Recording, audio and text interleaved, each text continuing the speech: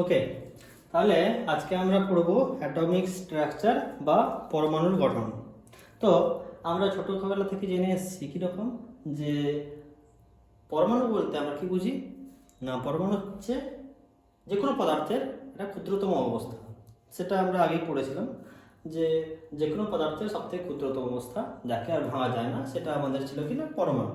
তো সেটা কি ছিল না, ঊনবিংশ শতাব্দীর আগে ঠিক আগের সময়টাতে আমরা ওই ধারণাটাই করতাম, কিন্তু ঠিক ঊনবিংশ শতাব্দীর ঠিক পরে পরে আমরা কি জানতে পারলাম না, এই যে আমাদের পরমাণুটা আছে একে আমরা আবার ভাঙা যায়।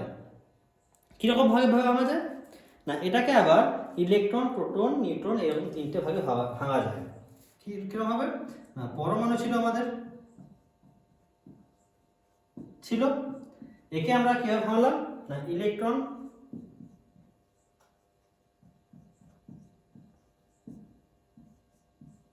প্রোটন আর কি আসলো না, এই তিনটে আমাদের মেন যে কণা, ঠিক না, মেন স্থায়ী কণা যেটা বলি, সেই মেন স্থায়ী কণায় এই তিনটেতে ভাঙা গেল। তার মধ্যে আবার ইলেকট্রনের চার্জ কি হয়, ইলেকট্রনের চার্জ নেগেটিভ হয়, প্রোটনের আর যে নিউট্রন যেটা সেটা নিস্তড়িত। ওকে, এবার এছাড়াও আমাদের কি কি ভাঙা গেল না, এগুলো কি ছিল স্থায়ী কণা। এছাড়াও বেশ কিছু অস্থায়ী কণা ছিল, যেগুলো কি আসছে না, পজিট্রন, মেসন, নিউট্রিও, অ্যান্টিনিউট্রিনো এক্সেট্রা এক্সেট্রা। ঠিক আছে না, এই যে এগুলো ছিল কি স্থায়ী কণা। এবার এদেরকে ছাড়াও আরও কিছুতে ভাঙা গেছিল, সেগুলো কি ছিল না, পজিট্রন ছিল, মেসন ছিল, আমি লিখছি না, পজিট্রন ছিল, মেসন, নিউট্রিনো এবং অ্যান্টিনিউট্রিনো। এছাড়াও আমাদের বেশ কিছু সংমিশ্রিত হিসাবে পাওয়া গেছিলো, যেগুলো কি ডয়টেরন, এছাড়া আলফা কণা, বিটা কণা, গামা কণা এক্সেট্রা এক্সেট্রা, অনেক রকম কণায় ভাঙা গেছে। ঠিক আছে না, তো আজকে আমরা যেটা পড়বো মেন, এইগুলো তোমরা আগে জেনে এসছো, এগুলো তার বেশি ডিসকাস করে লাভ নেই। আজকে আমরা যেটা পড়বো সেটা হচ্ছে তোমাদের 11-এর যে একটা পার্ট, সেটা কি হচ্ছে ক্যাথোড রশ্মি উৎপাদন। ক্যাথোড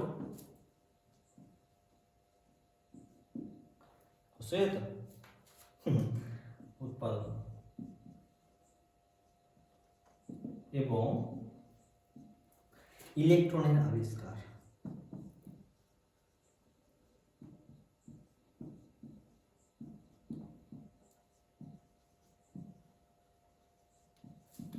ওকে, আজকে আমরা পড়বো ক্যাথোড রশ্মি উৎপাদন এবং ইলেকট্রনের আবিষ্কার।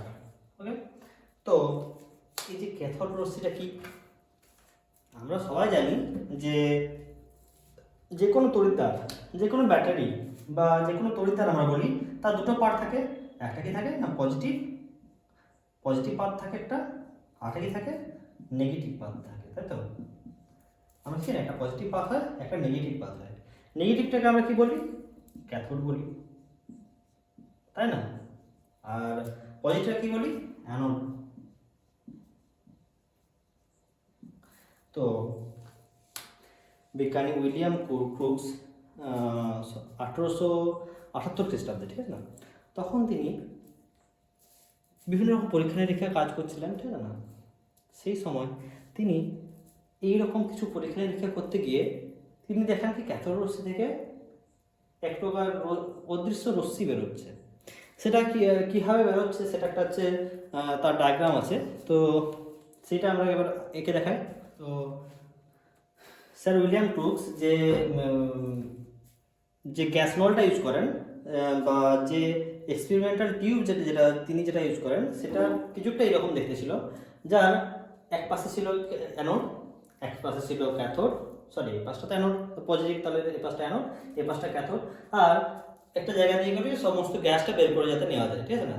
কারণ আমাদের এই টিউবের ভিতরে যে গ্যাসের যে প্রেসারটা, সেটা একদম কম করতে হবে। সেটা কত করতে হবে না, প্রায় 0.01 ন্যানো মিলিমিটার পারস্তম্ভের সমান করতে হবে। অনেক বইতে আবার আছে কি না 0.001 মিলিমিটার, ঠিক আছে। তো এইরকম একটাকে খুবই নিম্ন মানে নিয়ে যেতে হবে আমাদেরকে। এবার আমরা কি করব না, এই যে এই আমাদের তড়িৎদ্বার আছে, এখানে আমরা 10,000 ভোল্ট ডিসি কারেন্ট দেব, ডিসি কারেন্ট, ঠিক আছে। এবার তিনি দেখলেন অন্ধকার ঘরে বা হালকা অন্ধকার ঘরে তিনি দেখলেন কি এখান থেকে কিছু রশ্মি বেরোচ্ছে, অদৃশ্য রশ্মি, যেটা সোজাসুজি এই পাশে সোজাসুজিভাবে এগিয়ে যাচ্ছে। এই ক্যাথোড থেকে কিছু অদৃশ্য রশ্মি বেরোচ্ছে, যেগুলো একদম লম্ব হবে, সেগুলো সোজাসুজি এদিকে এগিয়ে যাচ্ছে। তিনি সেই জিনিসটা কীভাবে বুঝতে পারলেন যে লম্বভাবে এগিয়ে যাচ্ছে? না, এই পাশে তিনি একটা সবুজ রঙের আলোর ছটা দেখতে পেলেন। তিনি ক্যাথোডের বিপরীত পাশে যে কাঁচ দেওয়াল আছে, সেখানে তিনি সবুজ রঙের প্রতিভাবার সৃষ্টি হয় দেখতে পেলেন। এর থেকে তিনি বুঝতে পারলেন যে নিশ্চয়ই অন্ধকার ঘর, তাহলে এখানে নিশ্চয়ই ক্যাথোড থেকে কোনো অদৃশ্য রশ্মি বেরিয়ে করে সেটা আমাদের এই অ্যানোডের যে কাঁচ দেওয়াল আছে সেখানে গিয়ে পড়ছে। আর আমরা জানি যে এই ক্যাথোডে কি থাকে, নেগেটিভ চার্জ থাকে। নেগেটিভ চার্জ মানে সেখানে ইলেকট্রনের আধিক্য বেশি আছে। আমরা সেটা তো আমরা পরে জেনেছি যে এখানে নেগেটিভ বলে আমাদের ইলেকট্রন নামটা আমরা পড়ে দিয়েছি, কিন্তু তখন তো তিনি নেগেটিভ নাম দিতে পারেননি। তাই তিনি কি বলেন, এইখান থেকে এই ক্যাথোড দিক থেকে কোনো রশ্মি বেরিয়ে করে এই পাশে গিয়ে পড়ছে, তার জন্য তিনি এই যে রশ্মিটা এখানে পড়ছে সেটা তিনি নাম দিলেন ক্যাথোড রশ্মি। এবার এই ক্যাথোড রশ্মির বেশ কিছু হচ্ছে প্রকৃতি আছে। এবার সেই যে এই ক্যাথোড রশ্মির যে প্রকৃতিগুলো আছে সেগুলো আমাদের কাছে নিয়ে আসেন বিজ্ঞানী জে টমসন। তিনি বিভিন্ন রকমভাবে পরীক্ষা নিরীক্ষা করেন। এই পরীক্ষাটাই তিনি বিভিন্ন রকমভাবে করেন। তিনি একবার হচ্ছে ক্যাথোডটাকে এখান থেকে ছেড়ে অ্যানোডটাকে এখানে একবার রাখেন, একবার অ্যানোডটাকে এখানে রাখেন, নিচে রাখেন, একবার সে উল্টো করেন। এইরকমভাবে বিভিন্ন রকমভাবে তিনি পরীক্ষা নিরীক্ষা করেন এবং প্রতি ক্ষেত্রেই দেখেন কি এই ক্যাথোড থেকে কিছু পরিমাণ রশ্মি বেরোচ্ছে, কিছু রশ্মি বেরোচ্ছে, সেটাকে লম্বভাবে গিয়ে এইখানে অ্যানোডের উপর এসে পড়ছে। প্রতিবারই তিনি লক্ষ্য করেন ক্যাথোড থেকে রশ্মি বেরিয়ে অ্যানোডের উপর গিয়ে পড়ছে। তো এর থেকে তিনি এই বেশ কিছু সিদ্ধান্ত উপনীত হন। সেগুলো কি কি ছিল না, ক্যাথোড রশ্মি তার ক্যাথোড রশ্মির তল সেখান থেকে বেরিয়ে অতি দ্রুত গতিতে লম্বভাবে বেরিয়ে যায়। কারণ এই আর এটা কি করে না, ওই যে অ্যানোডটা কোন অবস্থানে আছে সেটাতে কোনো তার যায় আসে না। কারণ অ্যানোডটা আমরা কি করলাম, একবার হচ্ছে সোজাসুজি রাখলাম, একবার উপরে একবার নিচে রাখলাম, কিন্তু অ্যানোডের পরে তার কোনো ভ্রুক্ষেপ নেই। সে রশ্মি খুব দ্রুত গতিতে বেরিয়ে যাচ্ছে। তার জন্য সে অ্যানোড রশ্মি যেটা অ্যানোডের যে পজিটিভ যে আকর্ষণ বল, সেটা ওই নেগেটিভটাকে টেনে করে তার দিকে আকৃষ্ট করতে পারছে না। সেটা ওই নেগেটিভ রশ্মিটা প্রচুর দ্রুত গতিতে সেটা বেরিয়ে যাচ্ছে। গতিপথে যদি আমরা কোনো অস্বচ্ছ বস্তু রাখি তাহলে তার প্রতিচ্ছায়া তৈরি হয়। ক্যাথোড রশ্মির একটা নির্দিষ্ট ভরবেগ আছে, সেটা আমরা কীভাবে জানতে পারলাম না, ক্যাথোড রশ্মির যে গতিপথ সেখানে আমরা একটা খুবই হালকা পাখাযুক্ত চাকা রেখে দিলাম। যদি আমরা এই যে রশ্মির এই সোজাসুজি যাচ্ছে, আমরা যদি এখানে যদি কোনোটা যদি এদিকে তো যাচ্ছে, আমরা যদি এখানে যদি কোনো পাখা বা বাচ্চাবেলায় যেটা বলা হয় ফিরফিরি, তো সেই সমস্ত যেসব পাখাযুক্ত যেগুলো আছে আমরা বাতাসে এরকম খেলি, বাতাসের মধ্যে কাগজ দিয়ে তৈরি করা হয় অনেক সময় যে পাখাগুলো, যেগুলো হচ্ছে এরকম হচ্ছে সামনের দিকে এগিয়ে নিয়ে গেলে সেটা ঘুরতে থাকে। তো সেই রকম যদি খুবই হালকা পাখাযুক্ত কোনো চাকা ব্যবহার করি তাহলে সেটা কি ঘুরে, তার মানে কি সেটা নিশ্চয়ই পাখার যে হালকাযুক্ত পাখাটা আছে সেই পাখাতে সে বল প্রয়োগ করছে, যার ফলে কি সেটা ঘুরছে। তাহলে সেই নিশ্চয়ই সেই ক্যাথোড রশ্মির কোনো ভরবেগ আছে। যদি ভর যদি না থাকতো, তার শুধু বেগ থাকতো, তাহলে সেটা ওই চাকাটা ঘুরতে পারতো না। তাই আমরা কি বুঝতে পারলাম যে ক্যাথোড রশ্মির নির্দিষ্ট একটা ভরবেগ আছে। যদি এই ক্যাথোড রশ্মি কোনো বস্তুর উপর পড়ে তাহলে সেই বস্তুটির উষ্ণতা বৃদ্ধি পায়।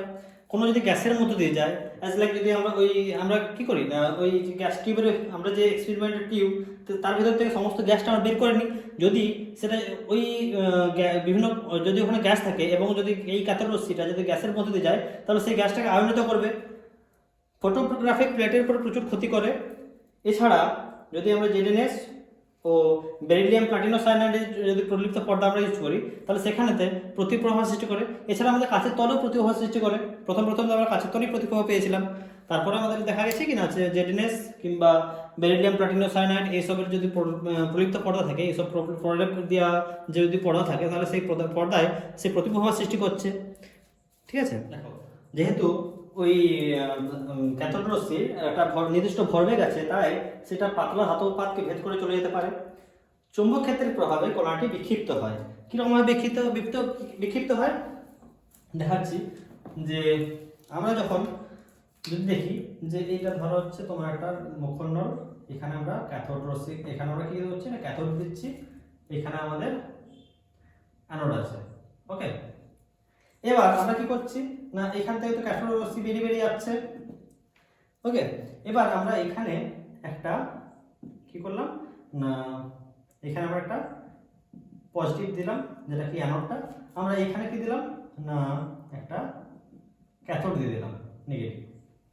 তাহলে কি হবে, এই যে এই নেগেটিভ আছে তার জন্য এটা অত গতি সম্পন্ন থাকা সত্ত্বেও সেটা কি হয় না বিক্ষিপ্ত হয়, এবং এই সোজাসুজি আর না গিয়ে এখান থেকে গিয়ে এখানে বেঁকে যায়, এবং এই পজিটিভ যে অ্যানোড দ্বারা সেটা আকৃষ্ট হয়। তার মানে কি দেখা যাচ্ছে এই চৌম্বক ক্ষেত্র সৃষ্টি হওয়ার জন্য এখানে আমাদের কণাটি বিক্ষিপ্ত হচ্ছে। এই যে কণাটা, এটা যদি কোনো ভারী ধাতু যেমন টাংস্টেন এক্সেট্রা এইসব যদি ভারী ধাতুর করে যদি পড়ে, তাহলে সেটা কি করে না এক্স রশ্মি নির্গত করে। ক্যাথোড রশ্মি, এই যে ক্যাথোড রশ্মি যে প্রকৃতি, এটা কিরকম ভাবে বেরোবে, কতটা পরিমাণ বেরোবে, এটা আমাদের এই গ্যাসনের ভিতরে আমরা যা কিছুই গ্যাস রাখি না কেন সেটার উপরে কোনো নির্ভরশীল নয়।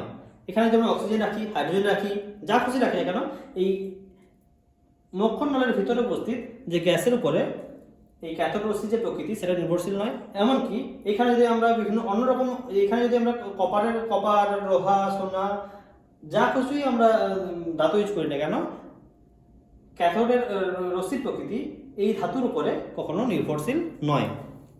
ঠিক আছে, এবার বিজ্ঞানী যে আমাদের জে জে টমসন, তিনি যেহেতু দেখলেন যে এই কণাটা আমাদের, তার আগে উইলিয়াম ক্রুক্স এই কণার নাম দিয়েছিলেন হচ্ছে ক্যাথোড রশ্মি, বা এই রশ্মিটার নাম দিয়েছিলেন ক্যাথোড রশ্মি। কিন্তু যেহেতু এগুলো একটা কণার মতো কণার মধ্যে দেখাচ্ছে, তাই পরবর্তীকালে তিনি আমাদের বিজ্ঞানী জে জে টমসন দেখলেন কি এটা যেহেতু হচ্ছে একটা নেগেটিভ কণা, কারণ এটা নেগেটিভ থেকে বেরিয়ে আসছে, তার মানে নেগেটিভ কণা আর এর সমস্ত ধর্ম নেগেটিভ, তাই তিনি কি নাম দিলেন, এটা নেগেট্রন নাম দিলেন। কিন্তু পরবর্তীকালে বিজ্ঞানী জি জে স্টোনি, ওকে জি জে, স্পেলিংটা মনে হয় ভুল লিখলাম না, ঠিক আছে, 1874 সালে এই যে এটার নাম দেন কি, এই নেগেট্রন যে জিনিসটা আমাদের জে জে থমসন নাম দিলেন কি নেগেট্রন,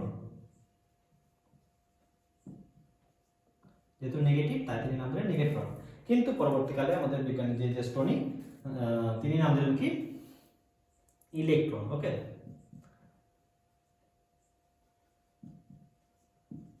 বিজ্ঞানী জি জে স্টোনি এই কণার সর্বপ্রথম নামকরণ করেন ইলেকট্রন। ওকে, অবশ্যই এটা থমসনের আইডিয়া ছিল, এরপরে তিনি হচ্ছে নামকরণ করেন ইলেকট্রন। ওকে, তাহলে এই যে ইলেকট্রনের E/m বলতে আমরা কি বুঝি, E/m ভ্যালু এটা কত হয় না 1.76 × 10⁻⁻19 মেবি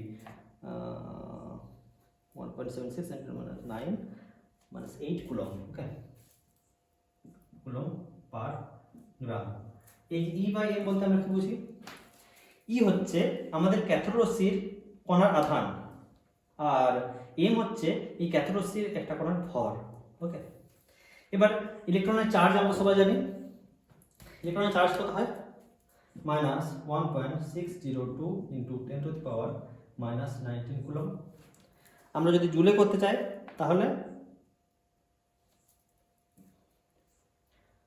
জুলে করতে গেলে -4.8 × 10⁻⁻10 জুল মেবি না ইএসইউ। ওকে, তো ইএসইউ। ইলেকট্রনের ভরটা আমরা যদি গ্রামে দেখতে চাই তাহলে সেটা কত হয় 9.11 × 10⁻⁻28 গ্রাম।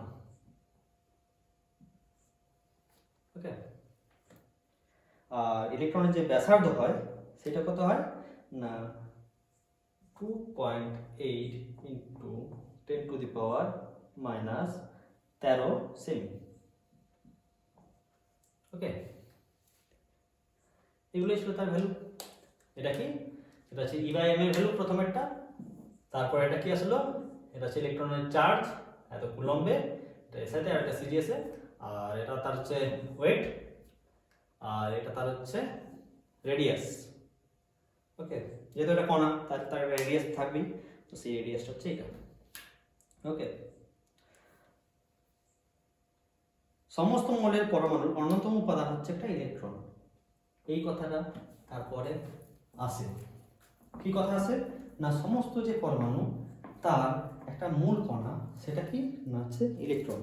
কারণ তারপরে আমরা কি জানতাম যে পরমাণু হচ্ছে সব থেকে মূল কণা, কিন্তু এরপরে কি আসলো, আমাদের ইলেকট্রন, প্রোটন, নিউট্রন আসলো। তো তারপরে এই যে প্রথমেই আমাদের ইলেকট্রনটা আবিষ্কার হয়, তারপরে প্রোটনটা তখন আবিষ্কার হয়নি। তো তখন আমাদের কি ধরা হলো না, যে কোনো মৌলের একটা পরমাণুর একটা অন্যতম যে উপাদান, সেটা কি হচ্ছে না ইলেকট্রন। প্রোটনটা তখন হচ্ছে আসেনি। তো ক্যাথোড রশ্মি নলে যে কোনো ধাতু নির্মিত ক্যাথোড হোক না কেন, যে কোনো গ্যাসই ব্যবহার করা হোক না কেন, প্রতি ক্ষেত্রেই এই যে E/m এর যে অনুপাত, সেটা হচ্ছে একই রকম হয়। অর্থাৎ ক্যাথোড রশ্মি বা কণা, ইলেকট্রন সব মৌলের পরমাণুর অপরিহার্য একটা উপাদান। কারণ আমরা এই যে ক্যাথোড রশ্মি যে আমরা যে তড়িৎ-মকল নলটা ব্যবহার করেছিলাম, তার যে ক্যাথোড যেটা ছিল, সেখানে আমরা যে কোনো ধাতু দিই না কেন, আমরা সোনা, রূপো, তামা, পেতল যাই দিই না কেন, সেখান থেকে যে কণাটা বেরোতো তার E/m এর ভ্যালুটা সবসময় সমান। তার মানে কি, এই কণাটা সব ক্ষেত্রেই সমান, একই রকম। এই কণাটা সব ধাতুর ক্ষেত্রে একই, সব কিছুতেই একই। এটা গ্যাসের ক্ষেত্রেও একই, লিকুইডের ক্ষেত্রেও একই, আবার ধাতুর ক্ষেত্রেও একই। কারণ যেটা আমরা যে গ্যাসটা ব্যবহার করছি, সেই গ্যাসটাকেও আমরা যে কোনো গ্যাস দিই কেন, সেই ভ্যালুটা একই আসছে। তাই আবার গ্যাস না থাকলেও কি আসছে।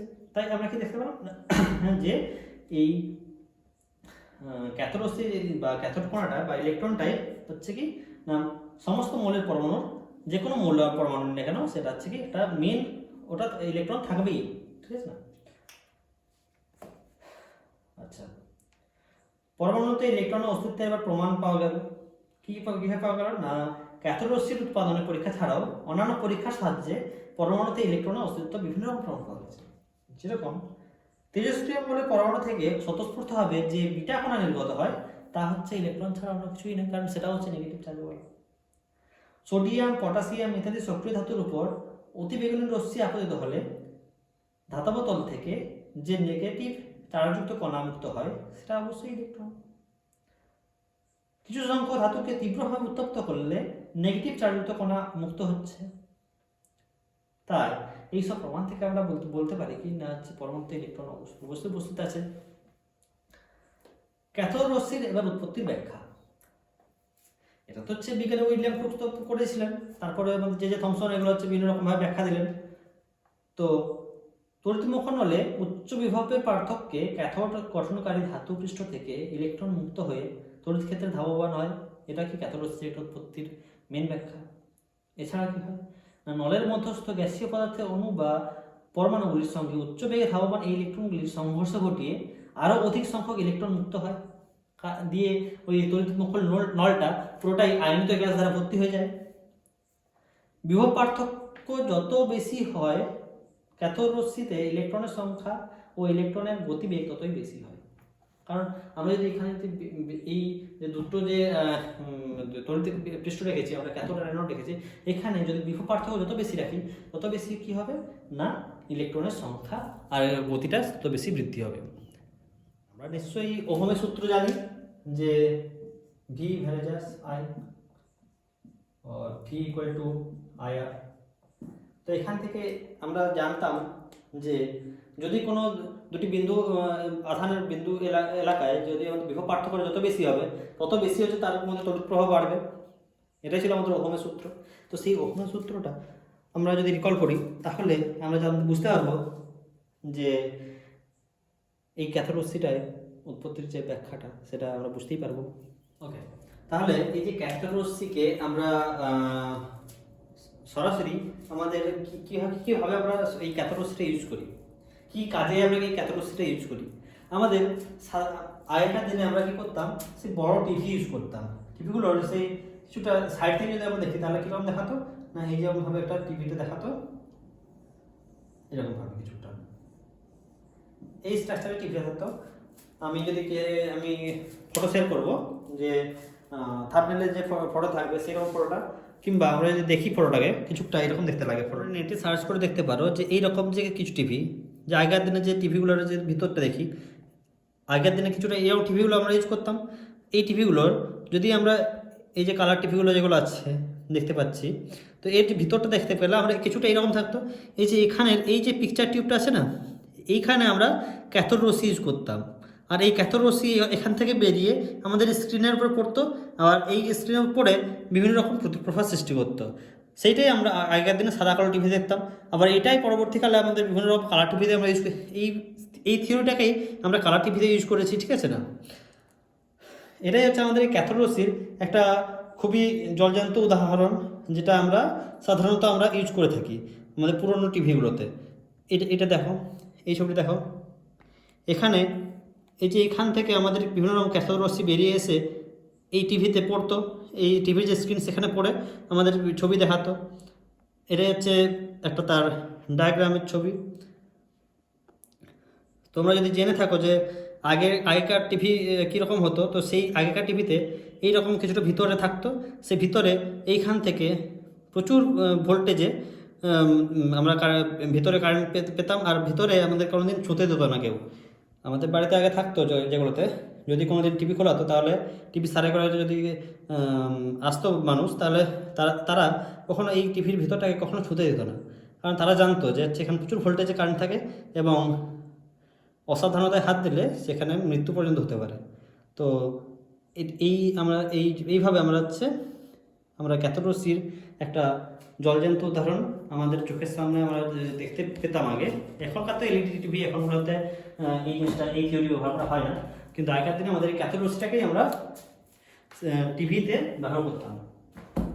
তো আজকে আমরা এই ক্যাথোড রশ্মি পর্যন্ত শিখলাম। কালকে আমরা পরের যে ভিডিওতে আমরা এই অ্যানোড রশ্মি সম্বন্ধে জানবো। আবার যদি ভিডিও লেন্দি যদি না হয়, তাহলে আমরা অ্যানোড রশ্মির সাথে সাথে অ্যানোড রশ্মির যে প্রোটন আবিষ্কার এবং তার সাথে আমাদের নিউট্রনের আবিষ্কারটা আমরা দেখে নেব। আর তারও যদি বেশি লেন্দি যদি না হয়, তাহলে আমরা রাদারফোর্ডের যে গোল্ড ফয়েল এক্সপেরিমেন্ট সেটাও আমরা দেখব পরের ভিডিওতে। ওকে, আর চ্যানেলটা তাহলে তোমরা একটু সাবস্ক্রাইব করে দিও। অবশ্যই যদি ভিডিও যদি ভালো লেগে থাকে, যদি তোমাদের কোনো উপকারে আসে ভিডিওটা, তাহলে তোমরা নিশ্চয়ই লাইক করবে, আর প্লিজ চ্যানেলটা একটু সাবস্ক্রাইব করে দিও। ও আচ্ছা, আটার জিনিস তো বলাই হলো না যে আটার ভালো ধরন আছে, যেটা কি না ক্যাথোড রশ্মি দিয়ে আমাদের যে এক্সরে মেশিনগুলো আছে না, আমাদের যতগুলো এক্সরে মেশিন আছে, সেখানেও আমরা কিন্তু এই ক্যাথোড রশ্মিটাই ইউজ করি। দেখবে না লেখা থাকে এক্স রেডিয়েশন এরিয়া, ওখানে হচ্ছে সবসময় যাওয়া উচিত নয়, ওই রেডিয়েশনে যদি আসে তাহলে হচ্ছে অনেক ক্ষতি করে। তো সেই যে আমাদের এক্স রে যে মেশিন আছে, সেখানেও আমরা এই ক্যাথোড রশ্মিটাই আমরা ইউজ করি। ওকে।